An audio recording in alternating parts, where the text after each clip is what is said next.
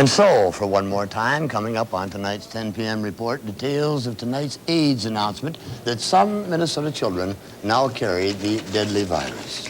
A Mercy flight is ready to leave St. Paul for Mexico City. And a computer is helping medicine make big strides in helping the paralyzed walk again. We'll have those stories and more coming up on tonight's 10 p.m. report.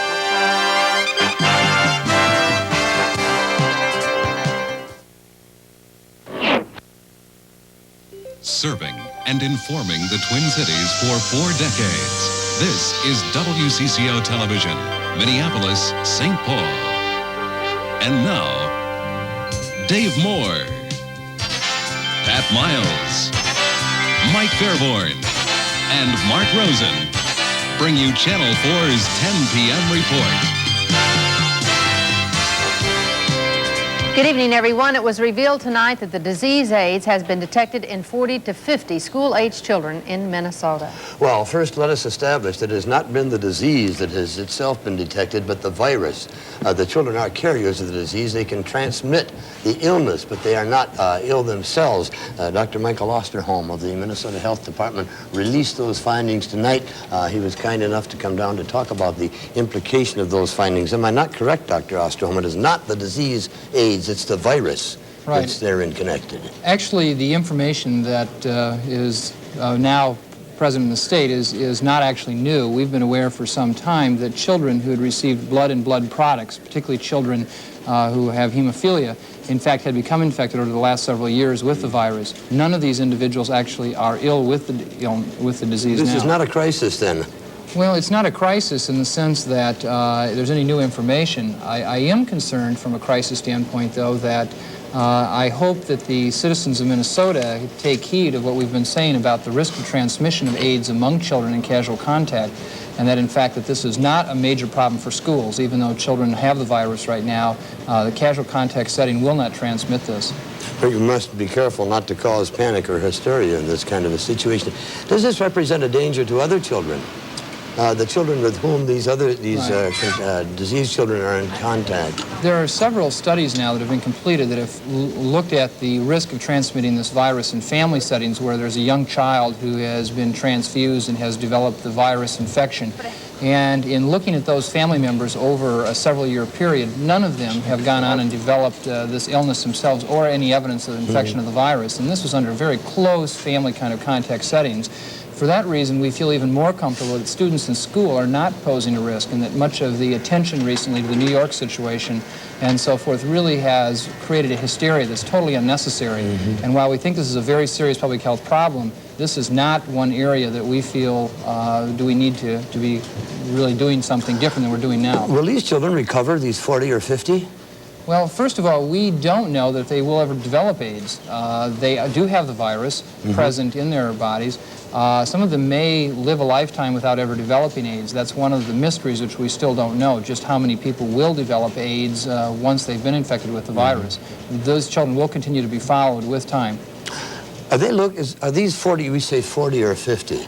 Are they scattered throughout the state? Are they concentrated in 1 or 2 districts? Well, basically, the number, first of all, really is just an estimate of the children that we think in the state who have received blood and products, specifically children with hemophilia, who might now be positive. A number of these children have been tested and found to be positive. They really distribute throughout the state in the area where most of the population is at. So, of course, most of the cases are now in the Twin Cities. But, again, I have to emphasize that this is not really anything that is that new to us in the medical community. I'm sure to the general community they're going to be concerned. But, in fact, there's nothing to be overly concerned about at all. Thank you very much, and I speak on behalf of all parents. Thank you for coming down and offering your calming tones on this situation. Thank you, Dr. Osterholm. A major aftershock has rocked the already devastated region of central Mexico. Just within the past hour, a tremor of undetermined magnitude hit that particular area. Authorities monitoring the region in the U.S. have described it now as 7.2 on the Richter scale. Just moments ago, it had been registered at 6.6, but now we have 7.2. Amid the aftershocks and the aftermath of yesterday's earthquake, authorities are coming across plus more bodies. Now, while the official death toll stands at more than 750, most Mexican officials are predicting that the ultimate toll, the eventual toll, will reach 3,000, and at least 5,000 people have been injured. In addition, 250 major buildings have been leveled. Today, fire crews still trying to put out the flames from the ruptured gas lines. Children and parents wandering streets looking for lost loved ones. The quake that caused the destruction measured 7.8 on the Richter scale. Remember, we told you this aftershock is 7.2, and was centered off the west coast of Mexico.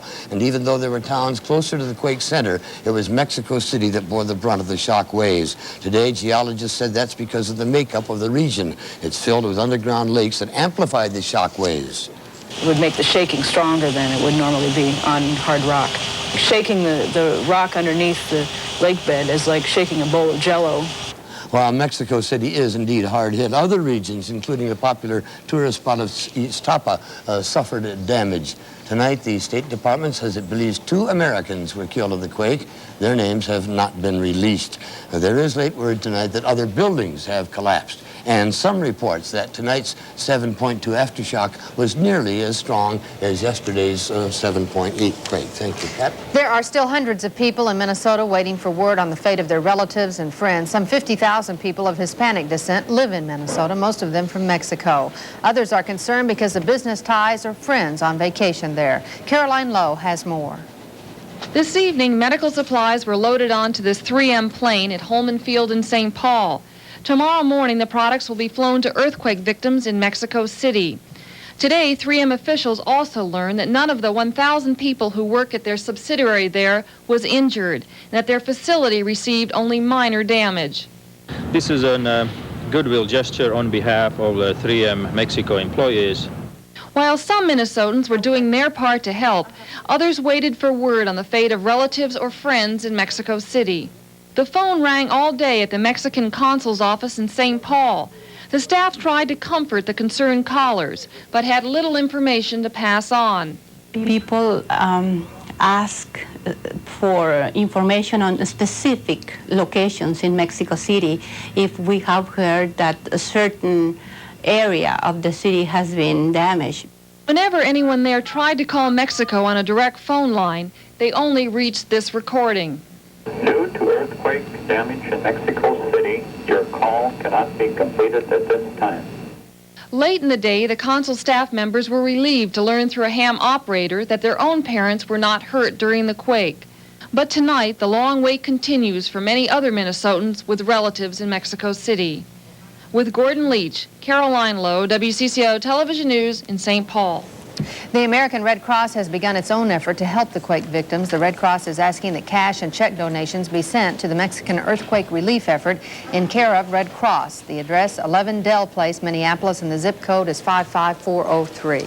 Another rescue effort of sorts is moving full steam ahead in Champaign, Illinois, where Willie Nelson's Farm Aid concert will be broadcast for 14 hours on Sunday into 25 million homes, from which millions of dollars are expected to be raised to help counsel America's hard-pressed farmers.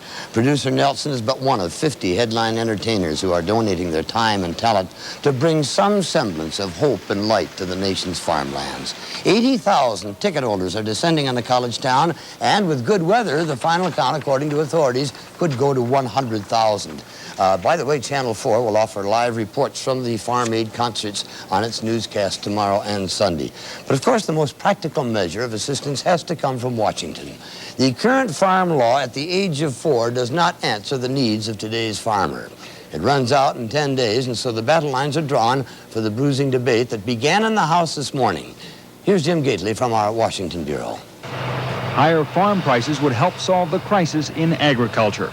But with more than adequate supplies of many grains, supply far exceeds domestic demand, and that's when prices usually fall. Minnesota's Tim Penny says the government must step in. When we have bins busting all across America with surplus commodities, you can't tell farmers to go out and bring in another bin-busting harvest. Penny wants higher government-backed crop loans and federal subsidies to boost export sales. While these plans may eventually cut Ag Department expenses, they would cost the government more in the short run, and that's where the deficit comes in. Some congressmen argue we just don't have the money. That maybe what we ought to do is begin to look at the Budget Act and figure out that something's going drastically wrong. But some farm state representatives are hopeful all the recent publicity will help. Most members now are aware and are sympathetic to the crisis that we have in farming. They really are far more aware than they even were last spring. Sympathetic congressmen reluctantly admit their best hope is only for a small improvement in the farm program. Jim Gately, WCCO News, Washington. In just a moment, word of another plan for the Mega Mall. And we'll tell you why Nancy Reagan plans to rap on MTV. That story coming up.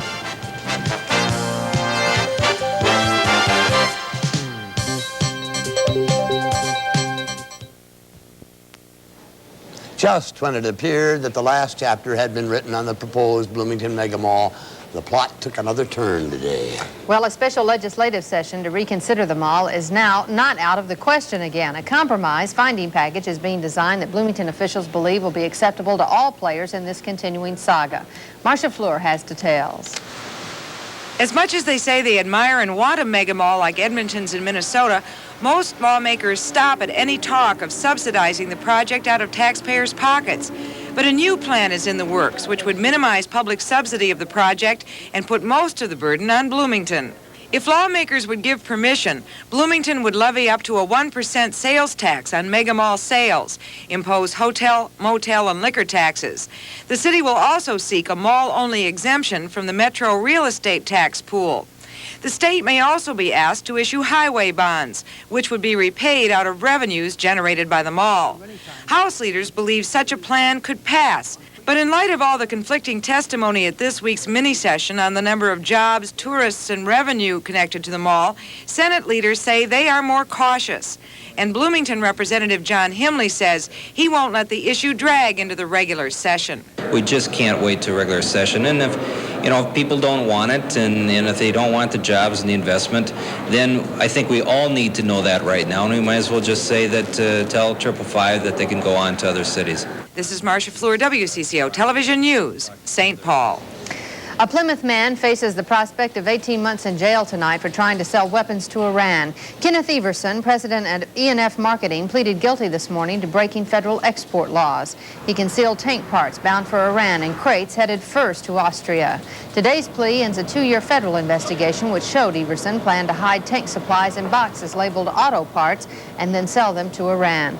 The parts, which were worth over $7 million, are in the hands of custom officials, and Everson awaits sentencing.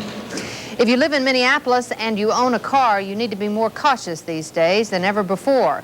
Crime statistics released this week indicate almost 40% more cars were stolen so far this year in Minneapolis as compared with 1984.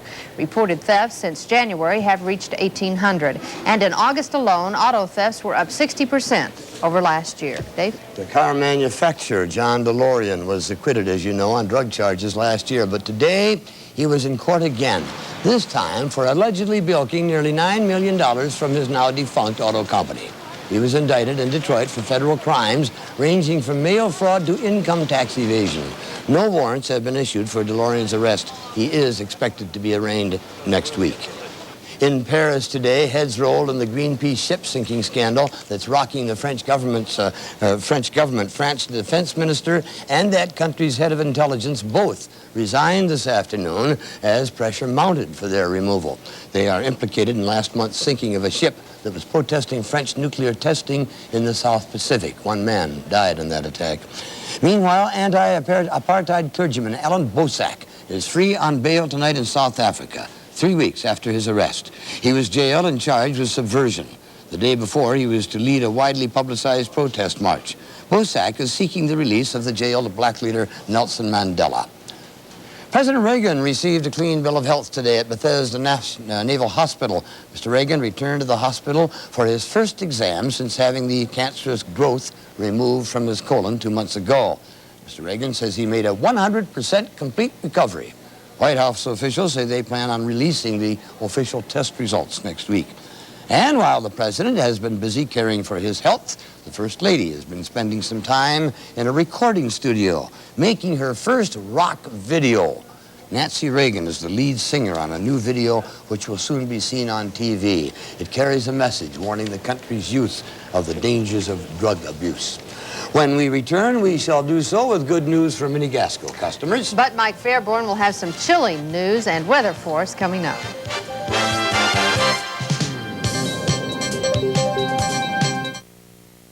Story, and in this case, no news is indeed good news. Today, Mini Gasco announced that it will not ask for a rate increase in Minnesota through this winter's heavy heating months. That's the third year in a row of no increase request from Mini Gasco. In spite of the cold weather, even. Huh? Well, and we had sort of a mild winter last year. The extended forecast has snow for the northern part of the state by the middle part of next week. No way. I'm afraid so. No. Our temperature dropped 30 degrees yesterday from today. Our weather guide, 57 is all we made it up to today, 50 for an overnight low. No rainfall. Sunrise and sunset, there you can see, getting shorter and shorter. It's winter's coming. The days are getting shorter. 24-hour temperature change across the upper Midwest. Temperatures as much as 30 degrees below what they were yesterday in this area. 20 degrees below what they were yesterday. 10 degrees, little change out in the Dakotas. That's where all that cold air was building up. And so not much change out there. The high temperatures today, coldest right over the northern part of Minnesota in the 40s, 50s surrounding that, and then 60s. Cold pool of air out here is going to continue to funnel down over the upper Midwest for the next couple of days. A little bit of sunshine maybe may boost our temperature up to around 60 tomorrow. But boy, the rain is coming. Our satellite picture showed last night a little area of clouds down to the southwest of us with the moisture streaming northward, and the clouds have continued to move over the southern part of the state. Also, some low clouds coming down from the north have pretty well sealed off any early morning sunshine that we're going to see. And as this system continues to move to the north, good chance of getting some rain. Right now, the rain is up to the border almost of Iowa and Minnesota, and then extending southward from that as that continues to slide up that front. At least the southeastern third of the state of Minnesota is going to see some light rain off and on throughout the day tomorrow. Our weather map shows that we do have a low pressure system and a frontal system associated with it. This system up here is just reinforcement to the cool air we have over us, and yes, that is some snow forecast for the southern mountains of Canada, and as that frontal system tracks on to the east and throughout the early part of next week, a chance at least of seeing some flurries in the northern part of the state. I don't think we'll see it here in the southern part of the state, so don't get panicked. Our high temperatures for tomorrow forecast to be near 60 here to the south, 50s to the north. The real warmth confined now to just the southern edges of the United States, where it'll warm into the 80s and a couple of pockets of 90s. Fall color, if you want to go out this weekend and see it, it's going to be a little bit on the gray side. Lots of color, though. Maple's turning and changing orange and red up in the north, and that is going to be peaking this weekend. Some color through the central part of the state. About the first week in October around the Twin Cities here in the southern third of the state. So you can kind of make your plans from there. Mostly cloudy, 50 degrees the temperature right now, the dew point 35, humidity 56%, north winds at 12, 3030 with a steady barometer. Our forecast then, partly cloudy, cool tonight, low of 40 degrees. Northwest winds will be diminishing overnight, but 10 to 20 right now, mostly cloudy with showers developing tomorrow. Winds increasing out of the southeast at 10 to 20 tomorrow, a high of around 60. Clouds and showers on through tomorrow night with a low of 50, and on Sunday with a high of around 65 degrees. The extended forecast calls for cool conditions for us by the middle part of next week, but the last chance of any precipitation will most likely be on Monday. We'll start to clear up a little bit on Tuesday and Wednesday, but that low temperature forecast for Wednesday will be maybe our first frost here for the Twin Cities. It'll be about a week or two early for us if it really happens. 32, huh? Mm-hmm. Boy, all from 87 down to 32. In a week. Thanks, Mike. Yeah. The latest work of the artist known as Christo is all wrapped up tonight, literally. Well, that's because Christo's latest project was to wrap the 400-year-old Pont Neuf in Paris. The project required 430,000 square feet of silky sandstone-colored cloth, all of it wrapped around the old bridge. The 50-year-old Christo says it will not hinder car, boat, or pedestrian traffic. Well, you may recall Christo's other works, wrapping the Australian coastline and a dozen of Florida's Bay Biscayne islands. Just likes to wrap things. In a moment, the story of a computer system that gives paralyzed legs new life.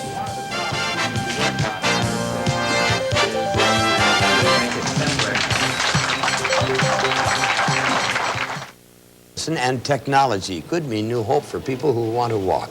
There are some 500,000 paraplegics in this country, people whose legs have been rendered useless by accident or disease.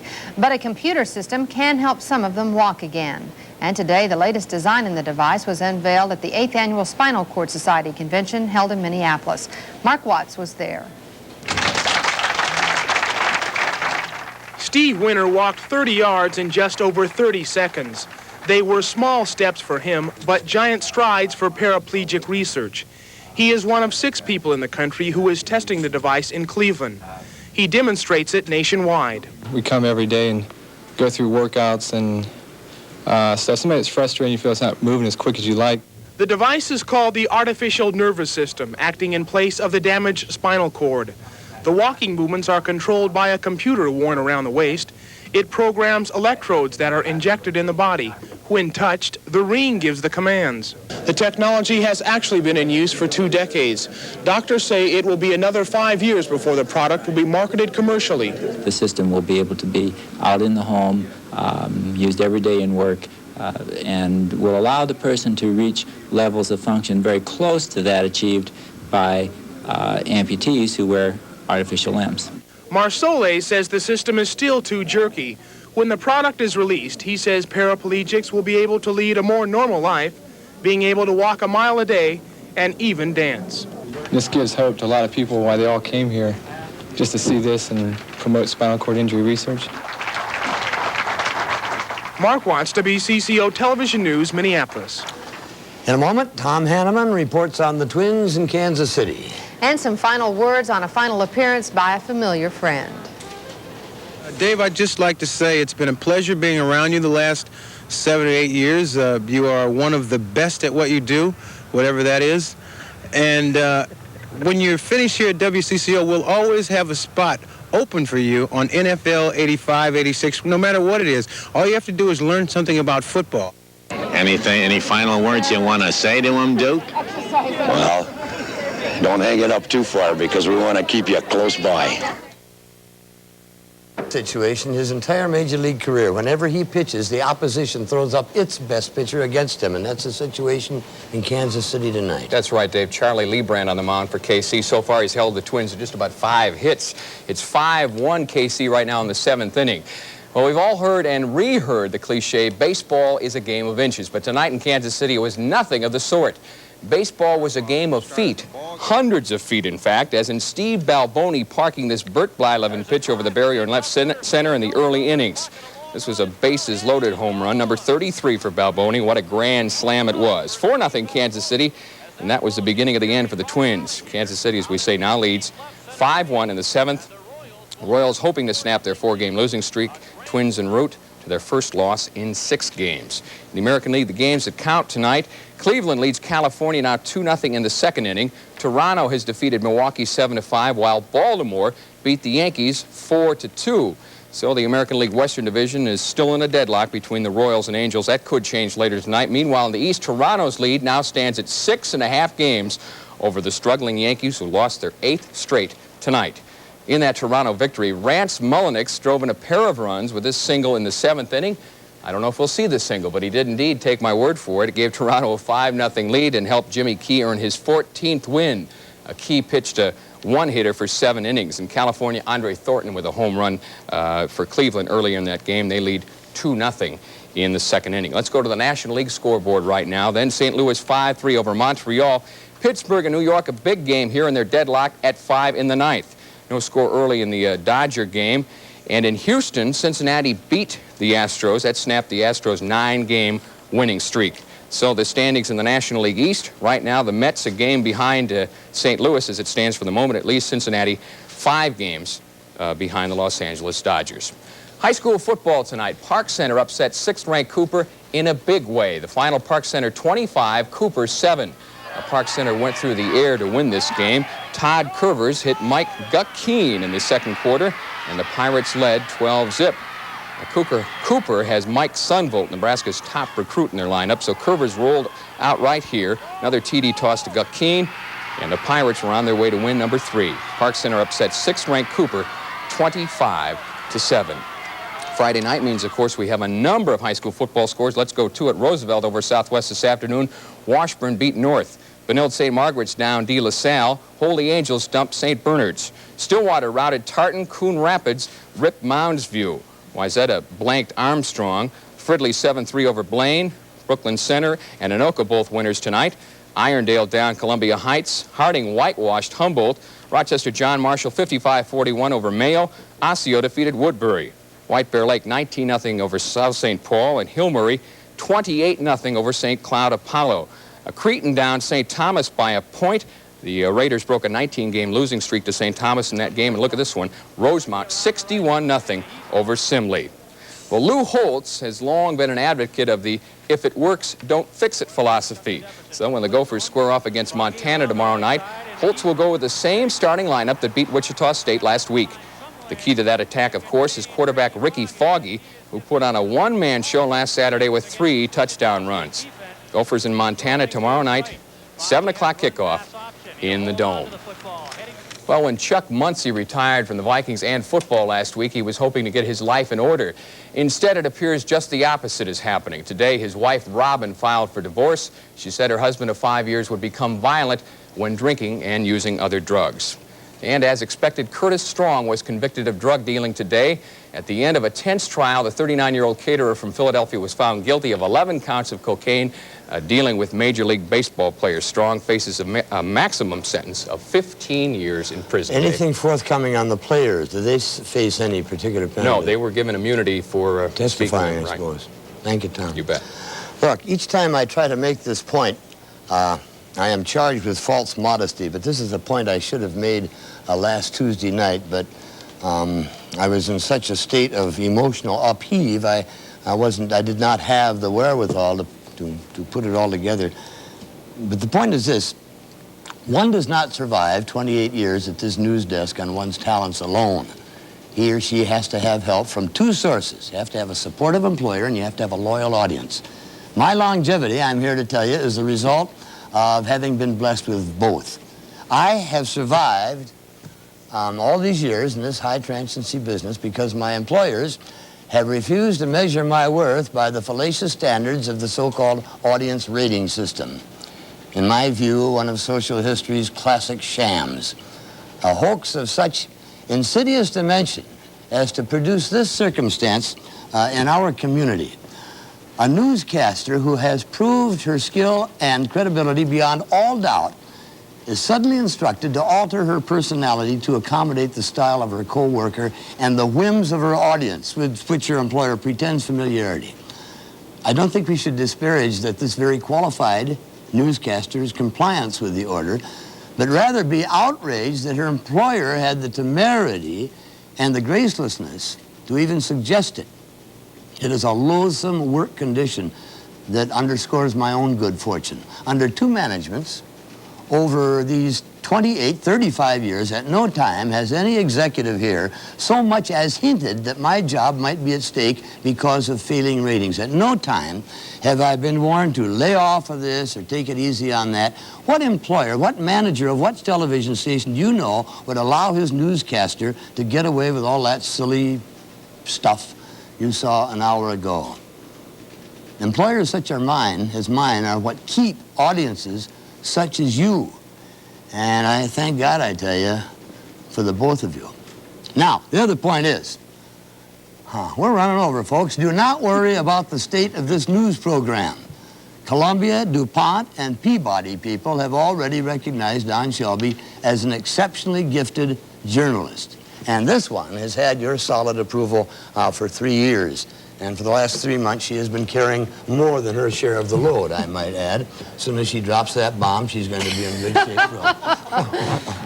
Dave, it has been an honor and a privilege to sit next to you. And any success that I may have, it goes to you, and I thank you. I thank you for your patience. And I'm going to miss you. If you want any help with the big words, I'll be around. All right. That's going to do it for tonight's 10. Thank you very much for joining us. Good night, everyone. Thank you.